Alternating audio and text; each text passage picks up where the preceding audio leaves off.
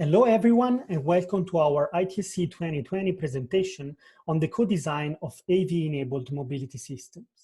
My name is Gioele Zardini and this is a joint work with Nicolas Lanzetti, Mauro Salazar, Andrea Censi, Emilio Frazzoli and Marco Pavone.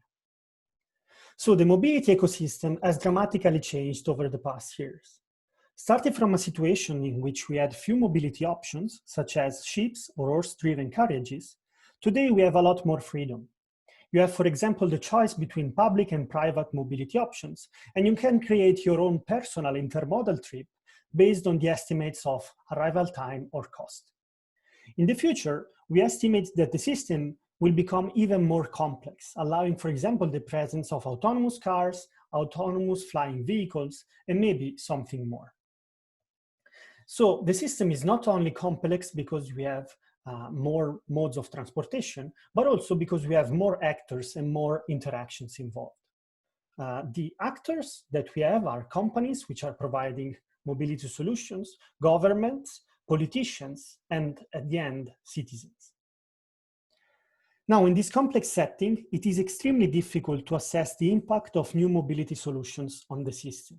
And this is a task that cities have to perform daily to ensure a high performance of the mobility system. An example of this is the task of regulating ride-hailing companies' operations, which are in part responsible for the huge congestion in some cities today, or the introduction of new mobility rationales, such as e-scooters or e-bikes. There are many questions in this regard which are not answered yet. General questions are, how should cities invest in the future of mobility, and how should they regulate the introduction of these new mobility options? Will the outcome of this introduction be socially, economically, and environmentally sustainable? We also have particular questions, such as how performant should we produce these autonomous vehicles? What is the best fleet size? And how will these autonomous vehicles affect public transportation systems? We believe that to answer these questions, we need a co-design framework for the whole system. Now, the state of the art for this kind of problems is very broad. In particular, we have studies that range from the optimization of the fleet size of an imaginary autonomous mobility on-demand system to the design of policies to operate public transportation and micromobility. In general, there are some lacking points that characterize all these studies. First of all, there is no joint design of mobility solutions and the system they enable. So all the mobility solutions are optimized on their own. No compositional framework, meaning that the formulations are usually very problem-specific and non-modular. And so they are not well suited for this dynamically changing mobility ecosystem. Third, the frameworks which exist do not produce an actionable information for stakeholders. So cities and governments need actionable information to take decisions. Also, there are no long-term planning perspectives, and the interactions between all these actors that we mentioned are not treated in a game theoretical formulation. For this specific work, we will focus on the first 3 points. And in particular, given the rationale that we believe that mobility solutions and the mobility system have to be co-designed, we want to develop a co-design framework to solve the problem of designing and deploying an intermodal mobility system. And we do this from a central authority perspective by means of the fleet sizes, the performance of the vehicles, and the public transit infrastructure. In particular, we care about the performance of the system, the costs which it has, and its environmental footprint. Now, we model the network as a network with a network flow model, and we model it in an intermodal way. So we assume that we have a road layer, a walking layer, and a public transit layer. And we assume that it is intermodal in the sense that people can switch from one mode to the other through the so-called mode switching arcs. Now, we have 3 keywords for this model. First of all, we use a mesoscopic analysis, meaning that our granularity level is between microscopic and microscopic. We use a network flow model, meaning that trips are flows and not particles. And we use a time invariant model, meaning that we condense any time duration in 1 single second, so in a frequency. We model travel requests to be given by their origin, their destination, and their rate. So how many people want to go from an origin to a destination. And we model the system as a linear system, which has some constraints given by, first of all, demand satisfaction, then the flow conservation, where we include rebalancing policies for autonomous vehicles, road congestion effects, and non-negativity of the flows. We model the travel time and speed specifically for each mode of transportation. For the road, we assume that each road has a specific speed limit, and we assume that autonomous vehicles have a maximum achievable speed, which guarantees safety. And also, we block autonomous vehicles which are going too slowly. So we have a minimum and a maximum speed. We assume pedestrians to be walking at a constant speed, and the public transportation to be characterized by a frequency of operation. We model the intermodality by adding specific delays for specific mode switches in the network. Finally, we also model energy consumptions and fleet sizes. For the energy consumptions, we look at autonomous vehicles using an urban driving cycle, meaning that energy consumptions and emissions are proportional to the driven distance. And for the public transportation system, we assume a customer-independent operation. So there is a constant energy consumption per unit time. Regarding the autonomous vehicle fleet size, we consider it varying, and we limit it by the number of vehicles we have bought, and they are available on the system. So we said that we need a modular and compositional framework. And to this end, we employ the mathematical theory of co-design, which has been recently developed by Dr. Andrea Censi. And this theory offers a formalization of co-design problems and provides modularity and compositionality. In few words, this is a theory which describes design problems, and a design problem is a monotone relation between provided functionalities and required resources. So we usually represent this with these kind of diagrams. So we have functionalities in green on the left and resources in red on the right. And both of them are characterized by posets. An example could be the design problem of a battery, where you have the resources, which are mass and cost, and the functionalities, which are capacity and maximal current. Now, the monotonicity is given by the following rationale. If a functionality is feasible with a certain resource, then any functionality which is smaller than this functionality will be feasible with the same resource. On the other end, if a functionality is feasible with a certain resource, then this will be feasible also with more resources. The typical queries in co-design are that we want, given a certain functionality, we want to minimize the resources needed to produce it, or given a certain resource, we want to find the maximal functionality that can be provided given this resource. In both cases, we also provide proofs if there are none.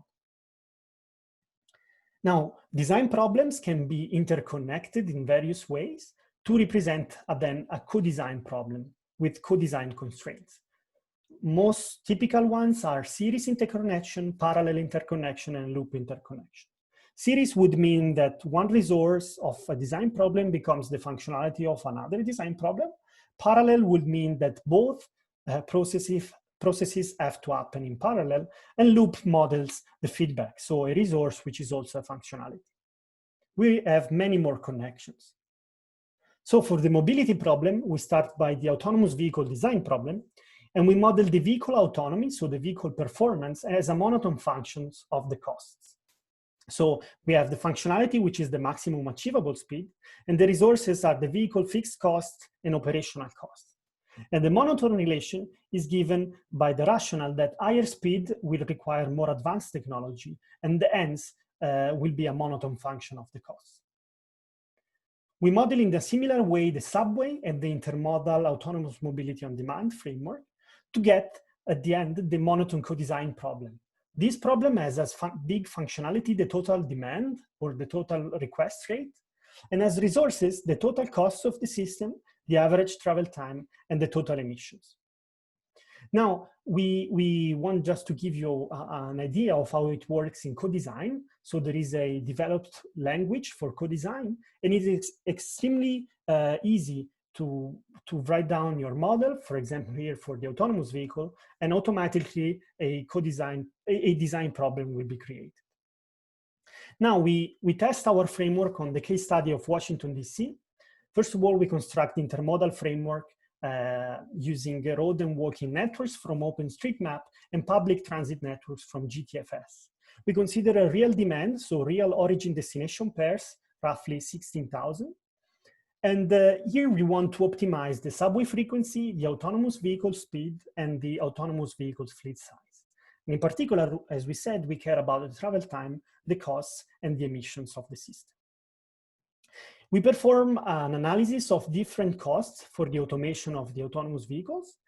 And here we show and propose the case of a constant automation cost. So this is the Pareto front that our co-design framework produces. So on the left, you can see this Pareto front, which is given by means of the average travel time, the total cost, and the total emissions.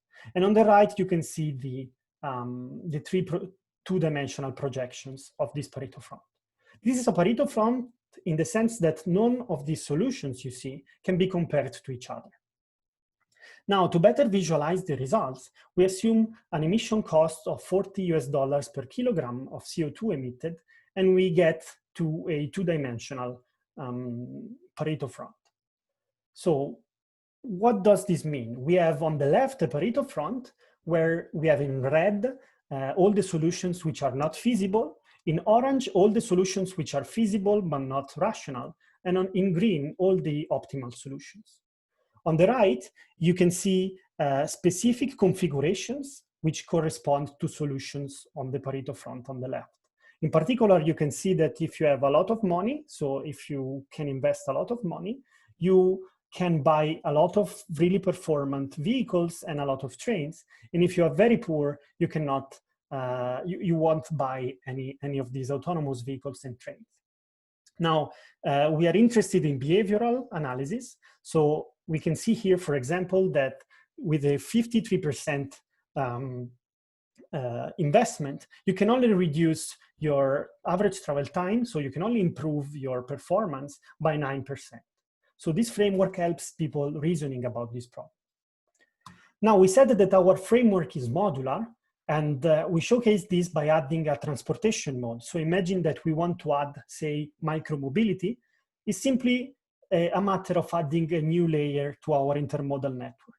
And in co-design, this means that we just need to interconnect another design problem.